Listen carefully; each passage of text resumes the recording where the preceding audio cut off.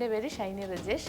ഒരു അടിപൊളി ഈവനിങ് സ്നാക്സുമായിട്ടാണ് ഞാൻ വന്നിരിക്കുന്നത്. കാണാനും കഴിക്കാനും ഒരുപോലെ ടേസ്റ്റി ആയിട്ടുള്ള ബാസ്ക്കറ്റ് ചിക്കനാണ് ഞാൻ ഇന്നിവിടെ തയ്യാറാക്കാൻ പോകുന്നത്.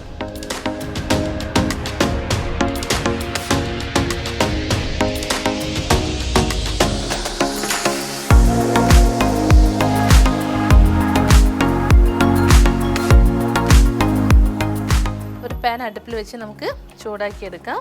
നമ്മുടെ പാൻ ചൂടായി വരുന്നുണ്ട്. ഇതിലേക്കൊരു 2 സ്പൂൺ വെളിച്ചെണ്ണയാണ് ഞാൻ ഒഴിച്ചു കൊടുക്കുന്നത്. കട്ട് ചെയ്ത് വെച്ച ഉള്ളി ഇട്ട് കൊടുക്കാം. ആദ്യം തന്നെ നമുക്ക് ഈ ഉള്ളി ഒന്ന് വഴറ്റിയെടുക്കാം. ഉള്ളിയിലേക്ക് നമുക്ക് കുറച്ച് ഉപ്പിടാം. എന്നാൽ പെട്ടെന്ന് ഉള്ളി ഒന്ന് വഴണ്ട് കിട്ടും.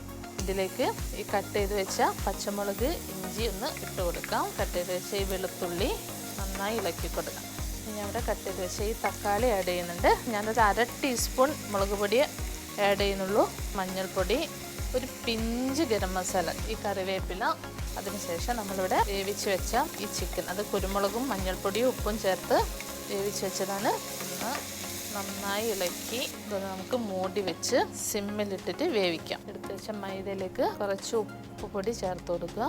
ആവശ്യത്തിന് വെള്ളമൊഴിച്ച് ഒന്ന് കുഴച്ചെടുക്കുക. നമ്മൾ സാധാരണ ചപ്പാത്തിക്ക് കുഴയ്ക്കുന്ന ആ ഒരു രൂപത്തിലാണ് ആയി വരേണ്ടത്. പൂരിക്കുള്ള മാവ് റെഡി ആയിട്ടുണ്ട്.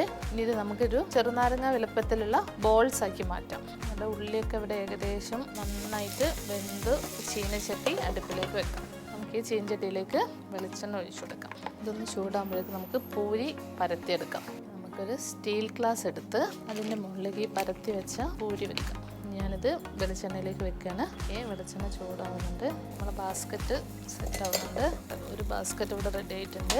ഇതിലേക്ക് നമുക്ക് ആഡ് ചെയ്യാനുള്ള ഈ ഉള്ളി ചിക്കൻ മിക്സിങ് വെച്ച് കൊടുക്കാം. നമുക്കിതിൽ വേണമെങ്കിൽ 1 ടീസ്പൂൺ ടൊമാറ്റോ സോസ് ടേസ്റ്റ് ഇഷ്ടമുള്ളവർക്ക് വേണമെങ്കിൽ ആഡ് ചെയ്യാം. ബാസ്ക്കറ്റ് ചിക്കൻ ഇവിടെ റെഡി ആയിട്ടുണ്ട്.